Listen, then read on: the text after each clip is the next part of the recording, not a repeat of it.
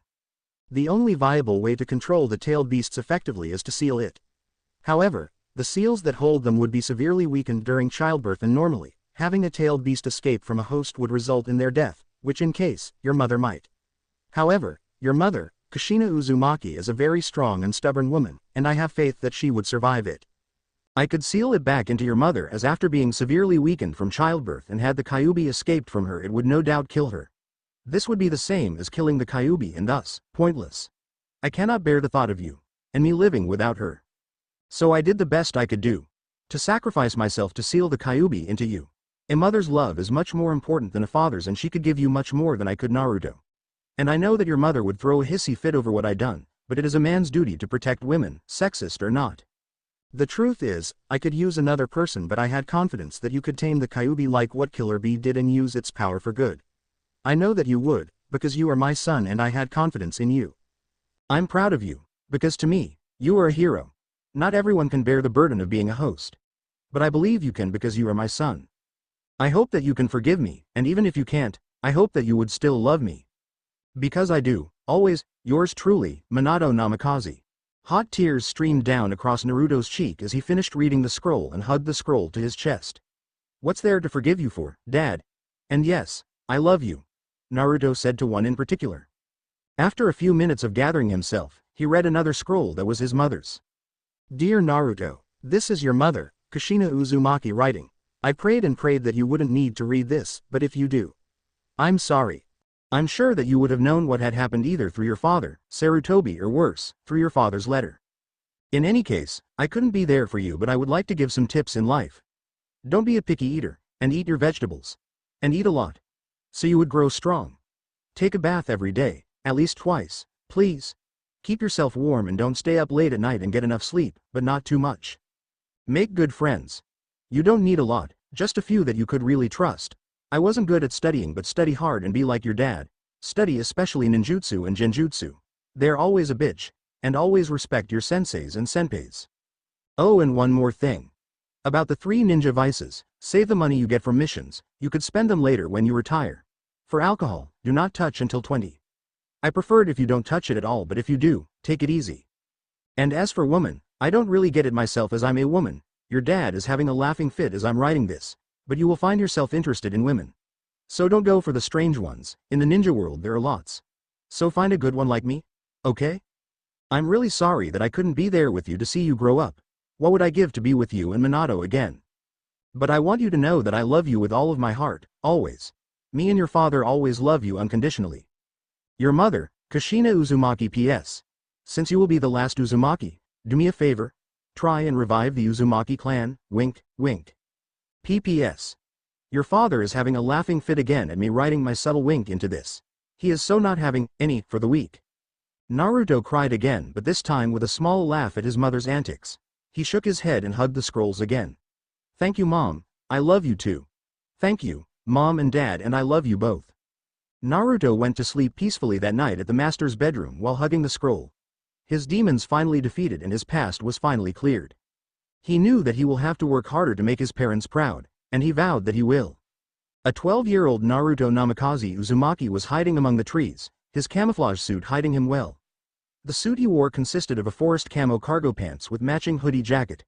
His hoodie was up, hiding his bright yellow hair from sticking out. He also wore a cat-shaped mask with forest pattern on it.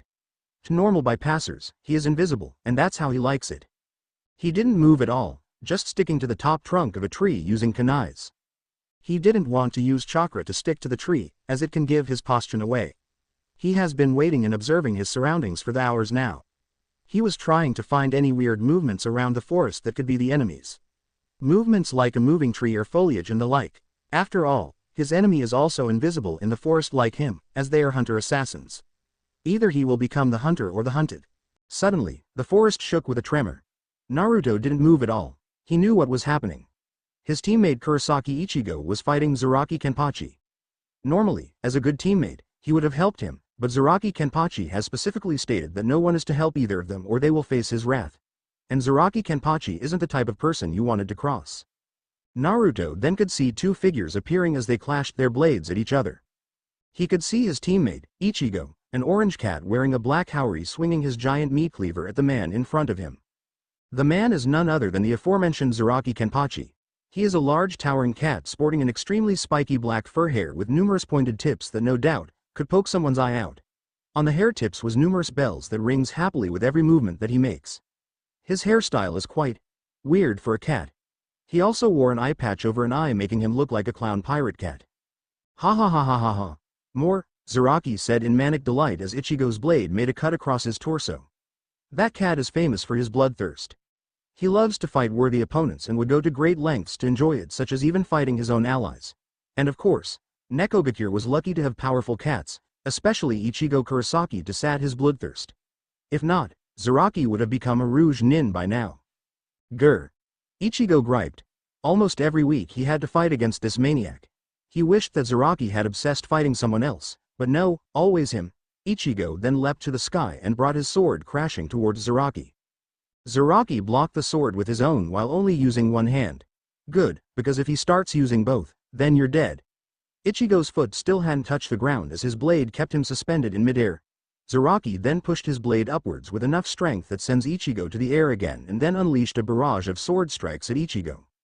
Ichigo deflected them with his own barrage, but the strikes have enough force to keep him suspended in midair.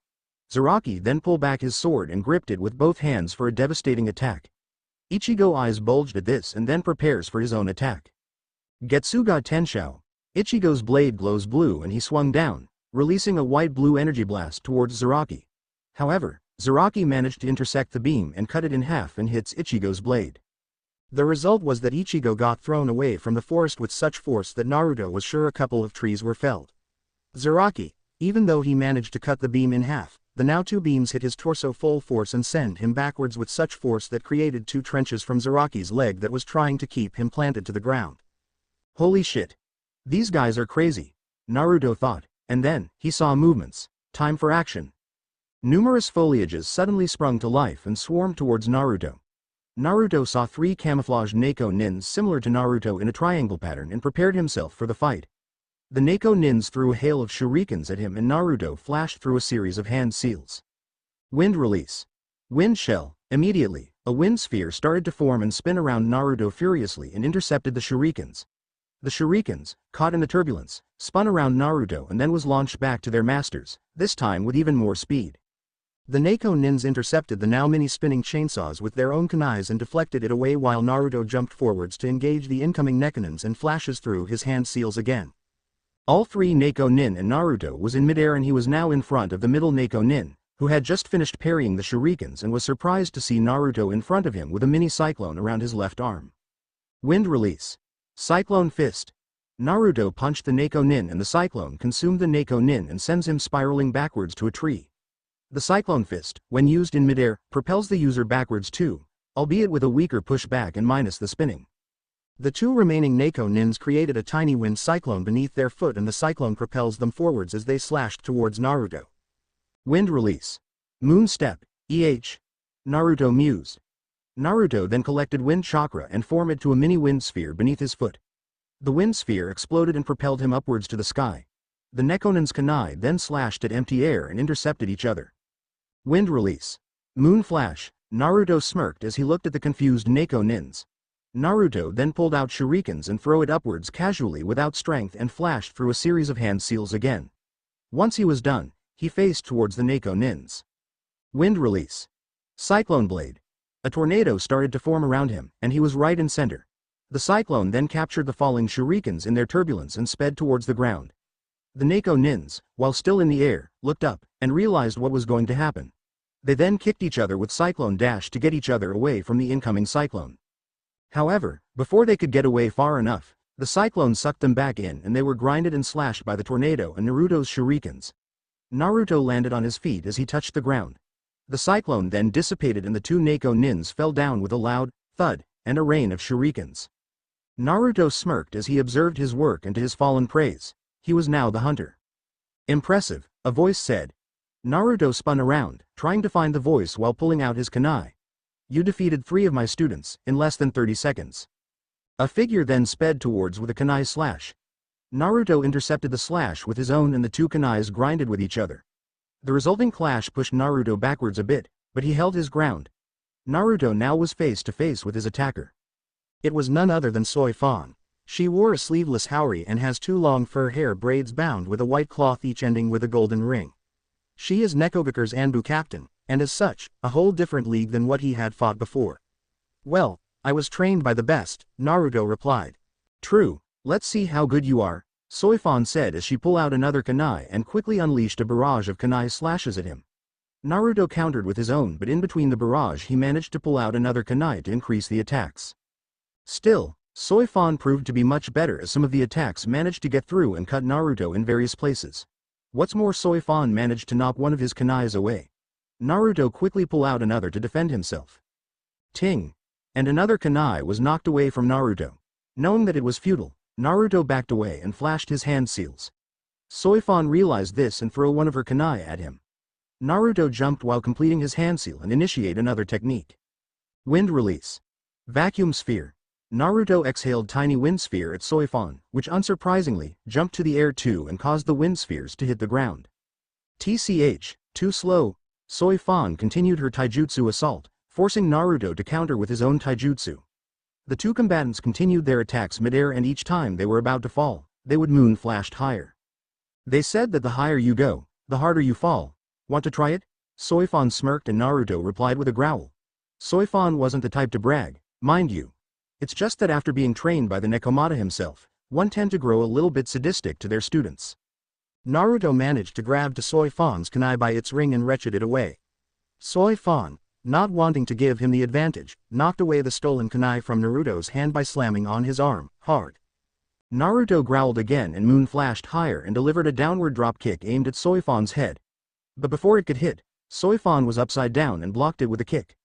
Her feet then curled around his own feet to prevent it from moving away. Naruto then used his other leg to kick her again but Soi Fan used her remaining leg to block and restrain it again. Damn it! Naruto cursed. Having his leg restrained, he couldn't use Moon Flash now but so is Soi Fan and they were falling. Naruto flashed his hand seals again, hoping that it would at least scare Soi Fan into releasing him.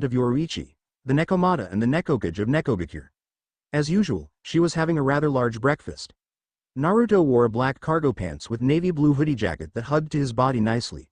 The jacket has many pockets with zippers all over it, and he also wore matching navy blue gloves.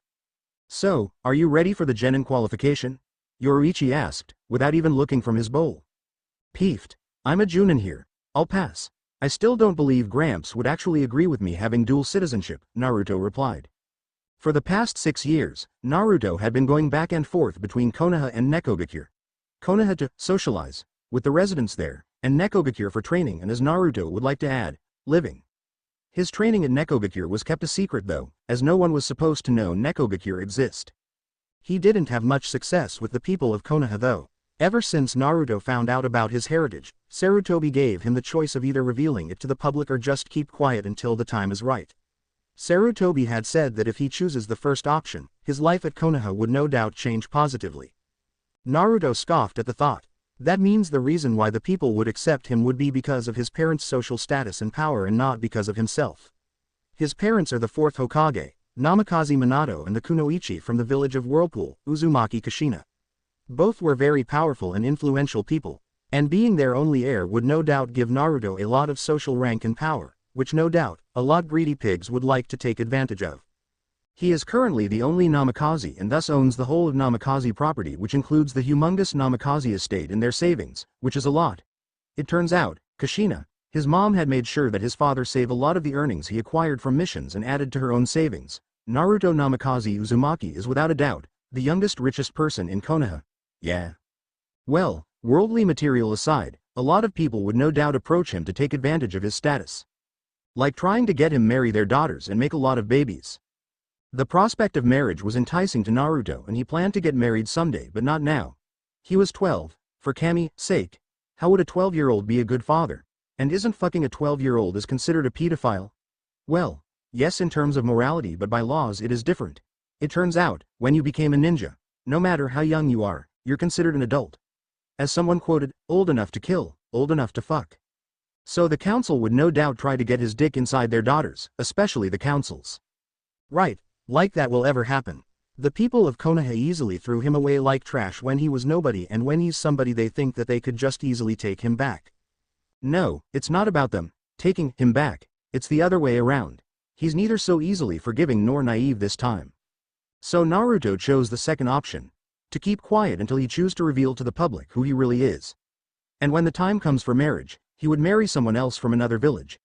No way is he going to get tied down to a Konoha girl. Well, Ayame is exempted. So now even though he is Naruto Namikaze Uzumaki, he would only be known as Naruto Uzumaki.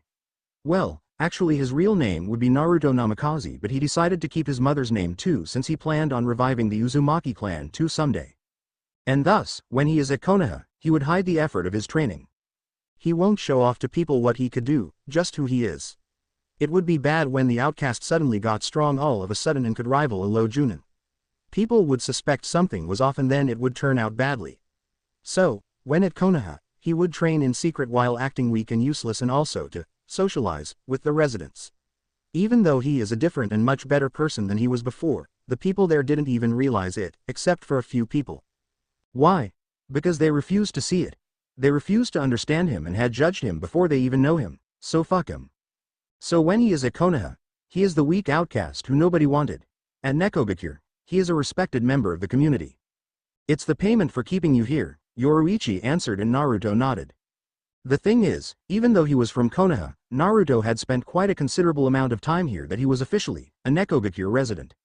Not to mention that he is also a Nekogakure ninja of Junin rank. He obtained the rank only recently though. However, he never did any mission outside of Nekogakure alone, and even so, always with a mask. However, before this, Sarutobi demanded that Naruto is to be Konoha's ninja. But Yoruichi managed to strike a deal with him for a dual citizenship. This had never happened before. A village doesn't easily let go of their people's citizenship, let alone share it, especially if said people is a ninja. The risks are too high.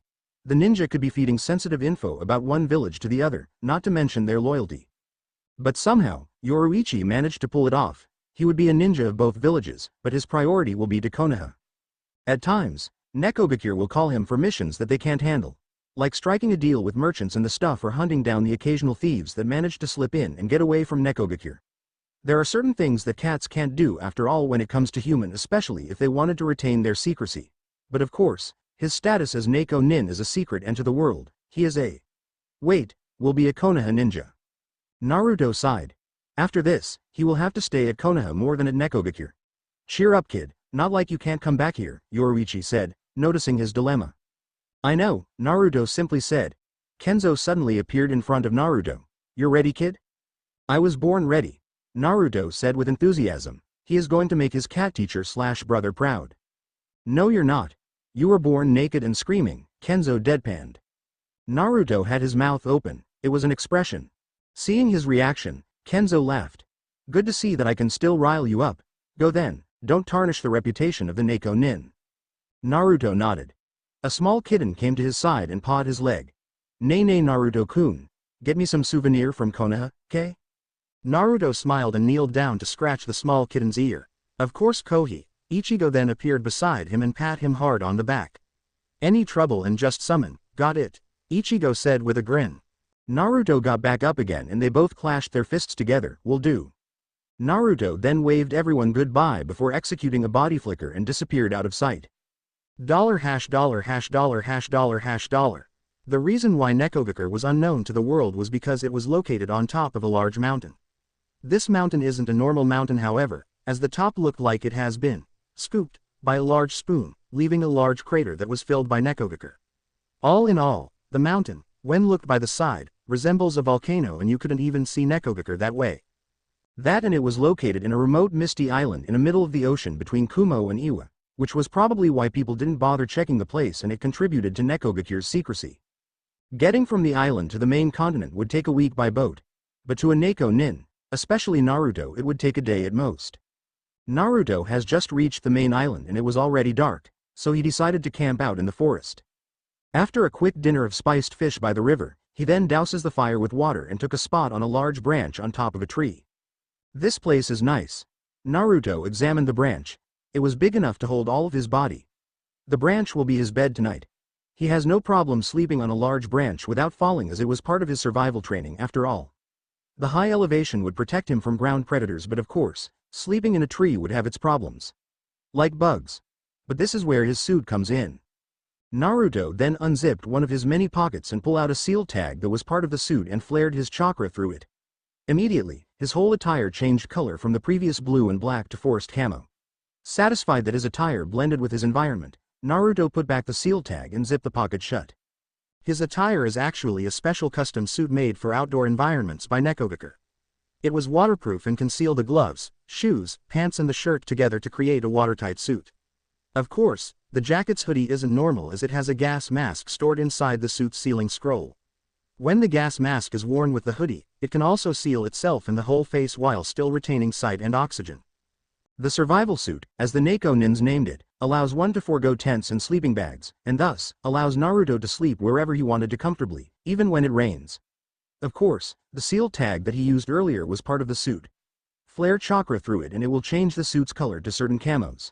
There are many camos available, such as forest, desert, mountain, night and casual, his previous suit color. As such, the suit is freakishly expensive, and not many could have it. It took all of his mission earnings plus his own money from the Namikaze estate to acquire it, but it was worth it. Naruto then sat down and took out a scroll and flared his chakra to it. With a puff of smoke, a book and several scrolls appeared. The scrolls are colored red, blue, brown and white. So, what shall we do tonight? Learn seals or learn elemental affinity? Naruto scratched his chin. 6 years ago, Naruto found out that his elemental affinity was wind. And ever since then he took to himself to learn all there is about wind techniques. Although it took a while, as he did learn other stuff like taijutsu, has finally mastered the wind affinity. For him to master an element at the age of 12 was an achievement itself. Most Junin rank learn 2 elements at most, and most Junin are like what? 20 to 30 years old. He was still young, and from the look of it, he could learn 2 elements before reaching 30. So now he's in a dilemma on what element to focus at. Earth sucks. I'd rather be airborne than grounded. Definitely the last one I'm going to learn. If I ever. Hey, Naruto chuckled darkly. So now I'm stuck with water, lightning or fire. Fire and water seems like a good choice as they combo with wind nicely, especially fire. And lightning doesn't combo with wind at all, Naruto mused and sighed. But I really like lightning. Just think, me up in the air and hurling thunderbolts at puny mortals. That is awesome. Naruto grinned. But water is definitely much more practical. So fire is out. So, which one? Gah. So hard to choose. Naruto throws his hand up to the air and took a long look at the scroll. Man, I wished you guys could play Jankenpon against each other. That would make things much easier. Oh well, learn seals then. He then prepared to store the scrolls back when he grabbed the blue scroll and had a sense of dread. Weird. I have a feeling that if I don't learn water techniques, I'm going to regret it somehow. Naruto narrowed his eyes and his other hand slowly reached out to open the scroll. Yeah, right. Nice try, water. I'm learning lightning, Naruto said to the scroll, but he pocketed it and stored the others. He then opened the book and began to read it. It was titled, Seals and Sealing for Dummies. Of all the arts in the world, sealing is without doubt the most complex and powerful of all. Now why is it? This is because sealing allows almost infinite actions that other arts can't do. Tired of lugging around heavy weights? Why, seal it into a paper and heavy no more. Your neighbor's too loud? Slap a silencing seal at his door and noises no more. Can your taijutsu do this? Or ninjutsu? Or genjutsu? Well, yes they can. With disastrous results, that is. Naruto chuckled at the author's lil humor. So now we know a little bit about seals. But how to use it? Seals and sealing is very complex. It requires dedication, discipline, detail and determination. It will also require a keen mathematical mind as it will involve calculations. So, for those who lack the necessary requirements above, please don't bother with the art of sealing. This is because seals are very dangerous if not done properly. You can harm not only you but the people around you, especially the ones that use your seals. Your seal not working is the least of your worries. Some people never got back their stored items, and some even got things that they didn't even store at all. Naruto's sweat dropped a bit. At least he's serious. From the title I thought Hachi pranked me or something. For those who wished to continue, then good luck. Right, seals and sealing is, essentially the power of words. Words are very powerful for they are able to impart a lot of things. Words give identity. An example would be names. How would people recognize you properly if you don't have a name? Words define purpose and action such as, cut, is used to separate physical objects. It can store information. Like this book. It allows communication beyond body language. It can create worlds such as fairy tales in books. So do you see how powerful words are? When combined, they can destroy, yet create. When used in seals, it allows the very manipulation of the space-time fabric itself. It can alter the very reality if a seal is perfectly done. And that is what seals do. It manipulates reality using words. How awesome is that? Naruto's sweat dropped again at the writer's sudden change in mood. And as such, it is important to write what you wanted to do with a seal. What you write defines the identity, and more importantly, purpose of the seal and what it does. For example, Ninja Exploding Tags has the word explode. It explodes. Without fuel. Naruto spent an hour studying the book. The book was very good as it even has an exercise section where readers can make their own beginner seals. The reason why he wanted to learn seals is that his father's legendary skill the Hiraishin heavily relies on seals to work and as such, one have to be at least a seals master before he could use it. Naruto found out years ago from his parents' journal that the Uzumaki clan, which is his mother's clan, was experts in the arts of sealing. Their seals were so powerful and efficient that many feared them and sadly, this led to the destruction of their nation. This gave Naruto all the more reason to learn about seals and revive the Uzumaki clan someday. It is sad to let all those potential to go to waste. He also learned that his mother, Kushina, was the one that taught Minato all he knew about the art of sealing and they both co-founded and created the Hiraishin. After reading more, he found out that the seal's design cannot be tampered. For example, take the exploding tag and erase a part of the seal, like changing the words a bit. It will either not work or malfunctions, which is bad. And since seals use chakra, putting a seal on your body is not a good idea unless you know what you were doing. Naruto was still reading when suddenly he heard a movement from the trees behind him. Quickly storing the book, he unsealed his stored cat mask and wears it along with the hoodie and the mask changed color from white to forest camo. He then hugged the branch and relaxed himself. Soon he was perfectly camouflaged. A figure emerged from the woods and stopped by the river. The figure was a she, with long blonde hair wrapped with bandages in the middle. She wore a black and purple shirt with black pants and fingerless gloves. She also has her arm wrapped with bandages and wore a red sash around her waist. She turned around and Naruto could see that she was carrying firewood in her arm. And she also wears a Kumo forehead protector around her head. Naruto tilted his head. The woman seems familiar. Suddenly a bird landed on top of Naruto's head. Hey, for a bird to land on me, my camouflage skills must be awesome. The bird chirped loudly and the woman dropped her load to the ground. Before the firewood could hit the ground however, she throws a kunai towards Naruto. Naruto's eyes bulged as he saw what happened. It was too late, he couldn't dodge it. And the bird fell of his head with a kunai stuck to its chest. Naruto mentally, phew, damn my skills are awesome. He then looked towards the bird. I hope you don't have any chicks or any pretty bird waiting at home nest. It would suck having to explain it to them. The woman then took the bird and starts to prepare it for her dinner. While she was busy, Naruto began to ransack his brain for information on where he had seen the woman before. And then, he remembered. Yugito ni, one of two of Kumo's hosts. She is the host of the two-tailed beast. The Nibi no Bakaneko. Naruto remembered her from the Tailed Beasts and Hosts book from Nekogakure. He read the classified book in the hope of recognizing other hosts when he met them. And now a host is in front of him. Oh, what luck. Kami. You must really like me. Naruto mentally praised Kami. He wanted to meet and talk to them about, being a host. It's not like every day you get to meet someone who had the same burden as you. Besides, Nekogakure didn't teach him about how to control tailed beasts at all. There are certain things that Nekogakure can't do after all. So, what do I do now? Say hello. Naruto thought. Wait, she's a ninja from another village, and last time I checked, they weren't on friendly terms with Konoha. And I couldn't say I'm from Nekogakure. And would she even believe I'm a host? I couldn't transform whenever I wanted to. Should I show her my seal? Not that she could recognize it. Every beast is sealed differently after all. While Naruto was thinking what to do, Yugito ni had finished preparing her dinner and starts to undress herself. Naruto gawked at this and almost lost his grip. Aw shit. Should have made the move earlier, Naruto mentally face-palmed. If I move now, she will think I'm a pervert. Naruto could see that Yugito ni was a beauty, nice curves and breasts about. Is it C or D? Meh, like I would know. This is my first time seeing one au natural. All I know is that it is big, alright, it is official, she ruined me for other girls of my age. And then Naruto saw a seal on her stomach. The seal looks just like Naruto's except smaller and less complex. Naruto had his eyes glued to the blonde beauty in front of him. He wasn't a pervert, mind you, except that he never seen a woman naked before and he is at that age after all. Besides, he was raised by cats. He can't help to be curious. Doesn't mean he was clueless about the birds and the bees though. Yugito then entered the river and start washing herself. The moonlight shone on her and it makes her all the more beautiful, and Naruto never took off his eyes from the beauty at all. After what seemed like an eternity to Naruto, Yugito got out and dried herself with a towel she stored in a scroll. Suddenly, she began to grind her thighs and moaned. Damn it, Nibi, she cursed slowly. Ow, what? Naruto thought. She couldn't be. Yugito then took out a mat and spread it on the floor, exactly beneath the branch that was holding Naruto. She then bites a small cloth and laid down on the mat and starts touching herself, especially her breasts and her womanhood. Naruto has the perfect view of what was happening.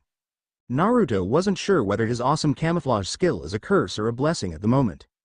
And then, Naruto could feel a bulge on his pants. Shit, damn it, Junior, Naruto mentally cursed. I know that there's a fine pussy in front of us, but as true man, we must not yield. Rig, and, true man, hides and watches a woman masturbate, is that it? A second voice inside his head said. Fuck that, true man doesn't do that shit. He takes his woman right here and right now. Fuck you, Junior, Naruto mentally screamed. Not me, idiot. Her, that delicious literal pussy. That pussy wants a tomcat now. And it gotta be me, master. Junior replied, and then Junior decides to get really hard. The pain in his pants plus the pain from hugging the branch was starting to get unbearable. So he decided to give Junior a bit of space by raising his butt a little. Muffled moans can be heard and Naruto saw Yugito arched her back, and a few more fingering later, she reached her climax. Her juices flowed out of her and she relaxed back to the mat. Damn it, Nibi, I just bathed. Naruto mentally sighed, but then, a bird decided to perch itself on top of Naruto's raised butt. The bird was probably the unfortunate previous bird's pretty birdie. This caught Naruto by surprise and he lost his grip and fell down. The good thing about being a Neko nin is that you always land on your feet. Naruto managed to correct himself midair and landed on his hands and feet and found himself staring at the beauty. Both didn't speak anything at all for a few minutes, but that few minutes seemed like an eternity to them. The worst thing is, Junior is still up and Naruto's feet landed right in between Yugito's leg. Anyone passing by would think of two things. One, is that the two people were about to have sex, and two, the guy was a stupid idiot for having his entire clothing still on him while the woman was already stark naked. Meow. Naruto tried his luck at imitating a cat. Fucking hell. You were raised by cats, but that doesn't mean you're one. Naruto cursed at his foolishness. Yugito's face immediately turned into a deadly frown. Naruto could see her eyes become cat-like blue, and she flared her fangs at Naruto. Yugito was damn pissed. Just because Nibi the cat was acting all horny doesn't mean that any men could take advantage of her.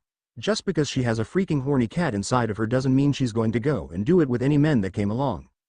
Yugito kicked Naruto's waist hard and sent him reeling at the side, and she quickly got up. Fucking die. She flared and immediately a blue flame consumed her. Naruto gulped as a spectral flaming blue Nekomata that was bigger than Yoruichi appeared and towered over him. Meow? The Nibi hissed loudly and a large ball of flame starts to form in her mouth. Fuck. Naruto quickly ran into the forest, and dodging flaming balls of death along the way. Lady, at least wear something, Naruto shouted behind his back, and he got another fireball as a reply. You know, I always dreamed of being chased by a hot girl, but not by a literal hot girl. Naruto shouted again, and this time, smaller fireballs almost hit him. The only viable course of action now was to run away. But Naruto couldn't do that. He wanted to talk to her and clear this whole mess up. But how? Looks like I have to beat her, but how do I beat a living flame? Naruto spun around and threw his shurikens at her. Before the shurikens could even touch her, they melted. Damn. She's hot. So I can't touch her directly, and wind techniques will only make her stronger. Naruto dodged another fireball which hit numerous trees before exploding. I knew I should have learned some water techniques first. Naruto ran away again. Luckily, he had his water scroll in his pocket. He then took it out and quickly made a dash out of Nibi's sight and climbed a tree. The Nibi lost his sight of him, growled in annoyance. The Nibi then prowled around, sniffing and looking for Naruto. Naruto knew that Yugito won't be out of Nibi soon, so he starts to open the scroll and quickly browse for a suitable technique that he can learn fast. AHA. Oh shit. Naruto quickly dodged out of the way while pocketing the scroll and his cat mask again and landed near Nibi. He then flashed his hand seals, praying that he managed to get it right from viewing the technique in a flash. Water release. Water encampment wall. Naruto then released a torrent of water in front of him that forms a defensive fence in front of him.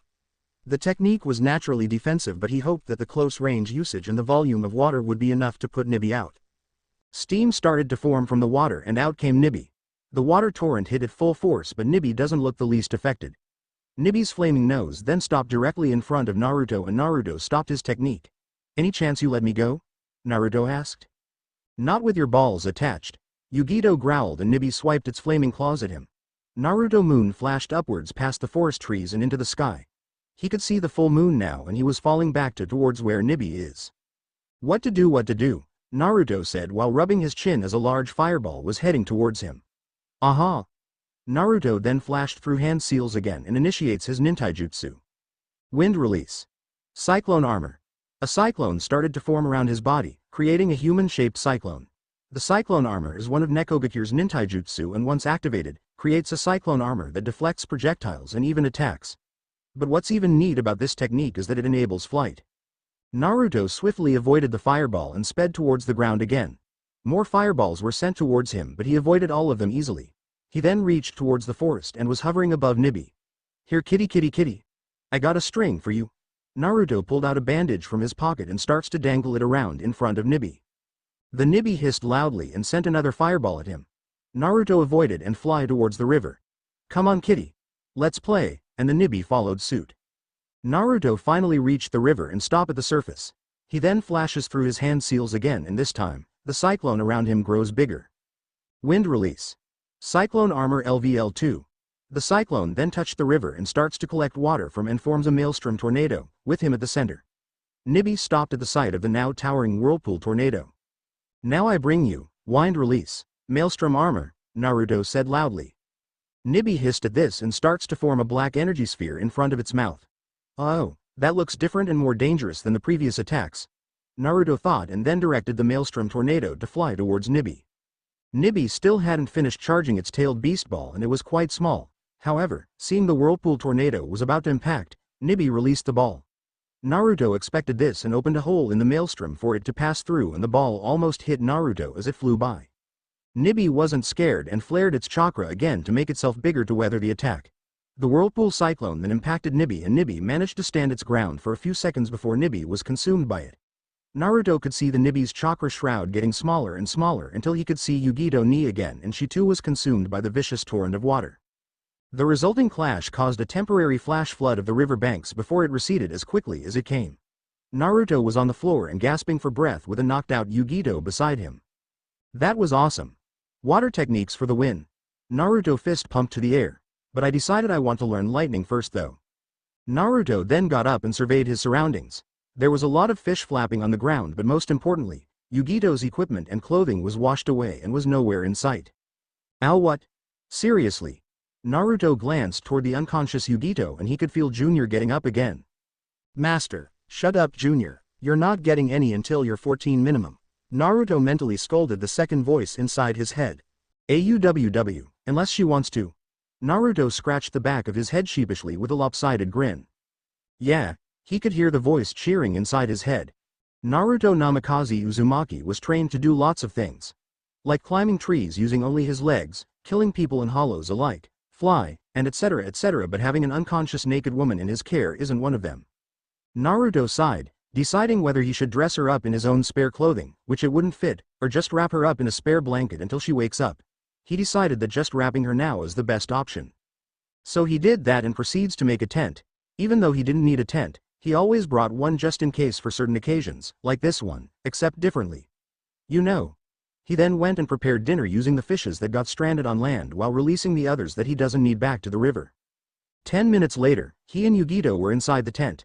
Yugito was still unconscious. She must have hit her head quite hard on a rock back then. He hoped it wasn't permanent, but with a cooperative-tailed beast inside of her, that was unlikely. Naruto then studied her face. Beautiful. Suddenly, Naruto remembered something. Yugito ni has the Nibi no Bakaneko, a cat inside of her. Speaking of cats and women. Flashback: it was dark, and Naruto was just about to return to his apartment after borrowing some books from the library. Suddenly, he bumped into someone. Nya. Look. What we have here, a girl said in a slurred voice. Naruto looked up and saw Rangaku Matsumoto, a blonde female cat that has one of the biggest rack in Nekogakure. She was drunk, as usual, and her friend Hinamori Momo was trying to get her home. Sorry Naruto-kun. Rangaku had too much to drink, Momo apologized, again. Naruto shrugged with an and offered to help her. Suddenly, Rangaku glomped him. Naruto, currently 7 years old, was only at the height of Matsumoto's chest, and as such he was smothered into her breasts. MPHM. Naruto tried to pry himself free from the woman's grip. After a few moments, he did and was on gasping for air. Rangaku, what are you doing? Momo said, and Naruto looked up and saw one of the most surprising things in his life. Just now, Rangaku Matsumoto was a walking talking cat the size of a human. Now, she was a cat girl. Her once previous face that was covered in fur, cat nose and whiskers was gone and was replaced with the human face of a young woman with a beauty mark at the bottom right side of her mouth. Her skin that was covered with fur was now gone and replaced with smooth and shiny human skin. In a nutshell, Rangaku looked human, well, not completely. She still has cat ears and tails, however. What the? Naruto screamed and ran away back to his apartment. In a year he was here, he only saw cats. Well, actually more like werecats. But he never saw a human cat before. He finally reached his apartment and found his mentor/brother cat reading a magazine. Kenzo. Kenzo immediately flicked a bug into the boy's mouth and Naruto immediately gagged. Where the hell did you get the bug from? Naruto screamed. Flicking bugs into Naruto's mouth was Kenzo's favorite way of shutting him up, but he usually does it in the forest, where bugs are aplenty. But in here, bugs are non-existent. A ninja always prepare, Kenzo said, not taking his eyes from the magazine. Naruto groaned and sat down in front of Kenzo. Kenzo, just now I bumped into Rangaku-san and Momo-san, and Rangaku-san was drunk and she glomped me and then she turned into a cat girl. Naruto said in one breath excitedly. What happened? Kenzo glanced at him for a moment before going back to his magazine. Looks like Naruto has discovered one of Nekogakure's secret. Well, the thing is, Nekogakure's residence isn't 100% cats, Kenzo said. Well, actually, when you think about it, we are of a different species from cats. Naruto didn't say anything. If anything he learned from Kenzo is that a good student always listens and only asks when he didn't know something. So far, he was still good. Naruto nodded to motion Kenzo to continue. We are the more advanced species of cats. Just like you human having similarities with monkeys but are not the same. Kenzo flipped a page. Nekogakure started when the first Nekomata fell in love and mated with a human. And things started from there. The numbers of Nekos increased and here we are. So in essential, a Neko is part human and part magic cat. Ooh, so you're like werewolves then? You could change between different forms? Naruto asked and received a nod from Kenzo. Yeah, there are 3 forms. The first and natural form is this, Kenzo pointed a thumb to himself. The werecat. The second is cat. Kenzo then was consumed by a bright light and he turned into a small house cat. He was still reading the magazine though. Naruto nodded. He knew what the third form was but he kept quiet. The thing about Kenzo is that, he is an excellent teacher. Always demonstrate first how things are supposed to be done before letting his student does it.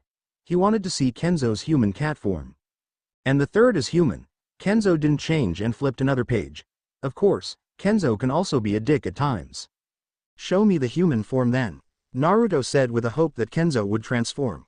Rangaku already showed you and no, I don't want to show you my human form yet, Kenzo nonchalantly said. I like being mysterious. If you say so, Naruto sighed. but then when Rangaku changed, she still has her cat ears and tails. Kenzo nodded.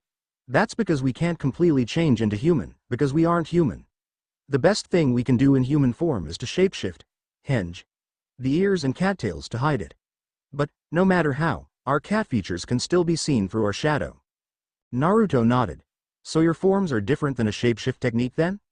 Yep, shapeshift requires constant chakra. Ours don't, Kenzo replied easily. The reason why you didn't see all of us in our human form is because that is not what we are. We are cats. Rangaku transformed at that time because she was drunk and tried to appeal to you. Oh, Naruto said. He understood and he didn't mind about it. A lot of Neko interspecies romance between humans went south because they fell in love with our human form and not because of what we are, Kenzo added and glanced at Naruto again.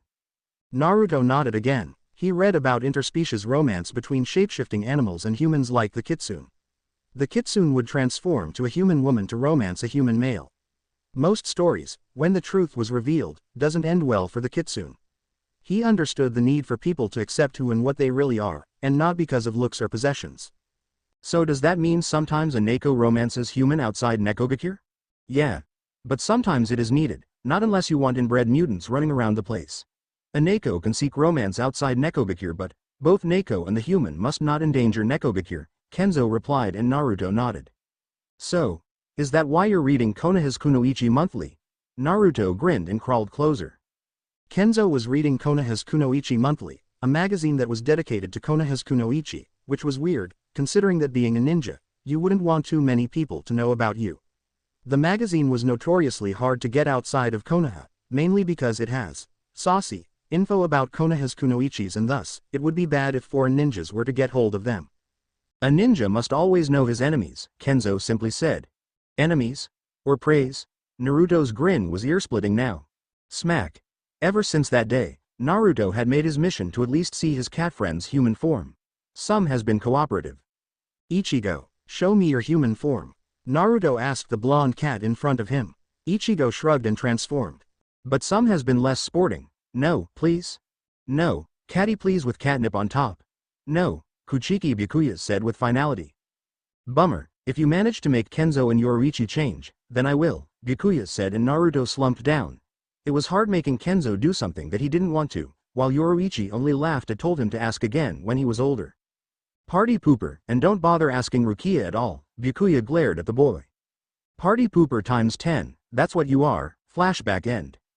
Naruto turned back his attention to Yugito, who, it turns out, has woken up and was glaring at him. Naruto glared and readied himself for the incoming storm. Hey, before you do anything that you might regret, I want to say something. I'm innocent, Naruto said. Fuck you, Yugito simply said, not believing the boy in front of her. Naruto scratched the back of his head sheepishly and looked away, embarrassed. Well, if you wanted to, I don't mind. Yugito's eyes went wide at realizing what Naruto had thought she meant. Not that kind of, fuck you, Yugito punched him out of the tent and stormed towards him, with the blanket still on her of course. Innocent my ass. Naruto skidded the ground a few times before stopping and quickly got up. Wait. That was stupid of me, I'm sorry, my fault. Yugito stopped her advance towards him and continued glaring at him. Suddenly, she smelled something nice and her stomach growled loudly, which caused her to look away in embarrassment. Naruto slowly walked towards the small campfire beside the tent and picked up the spiced fishes that he had prepared before and offered her one. Peace offering. Naruto handed her the fish. She looked at it skeptically before grabbing it. Don't worry, it wasn't poisoned. I just spiced it. Naruto then took out a scroll and flashed it to her. I stored the spices here. Kinda boring just eating normal fish, don't you think? Yugito glared at him again and took a small bit of the fish.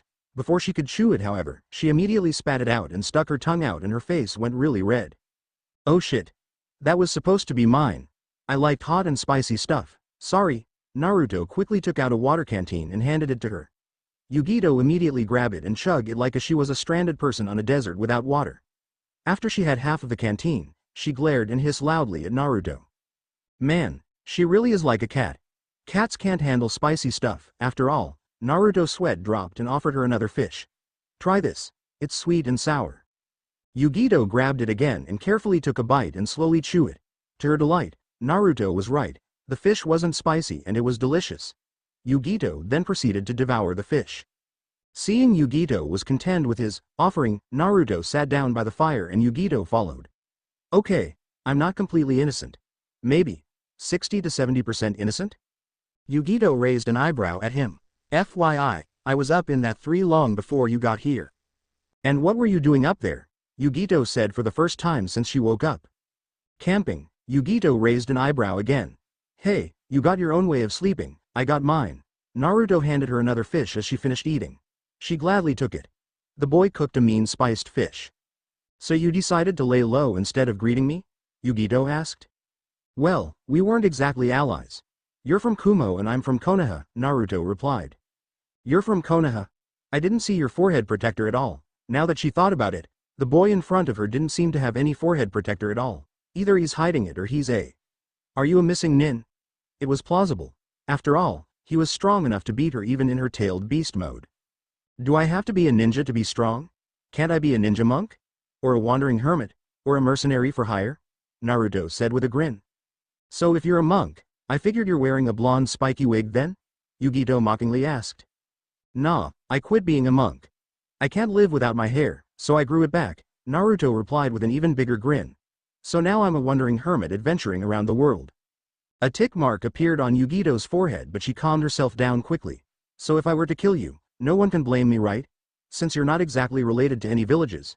Yugito then glared at him and her eyes shone blue with cat eyes slit again. Naruto's grin turned into a nervous one and he scratched his head. Okay, you got me. I'm not even a genin yet. Yugito stared at the boy, not believing him. I swear, if you lie too. No. I was going to Konoha to take the genin exam. Naruto raised his hand defensively in front of him.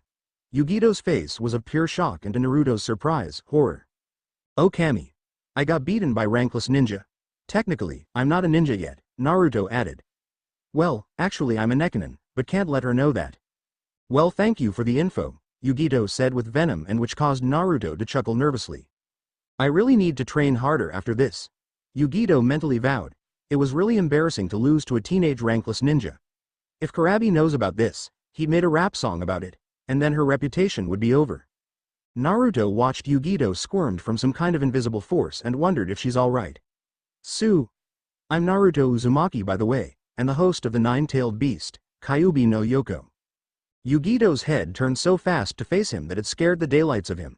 Her face had a mixture of disbelief and yet at the same time, happy? That isn't funny. I swear if you lie to me, it's true. Watch. Naruto immediately raised his shirt so that the seal is visible. Yugito looked at it and even though she isn't a seal master, she knew what it is. Her face immediately went full on happy. Oh thank Kami. At least if they knew I was beaten by a host rankless ninja, it wouldn't be so embarrassing, she said out loud. Naruto frowned at this.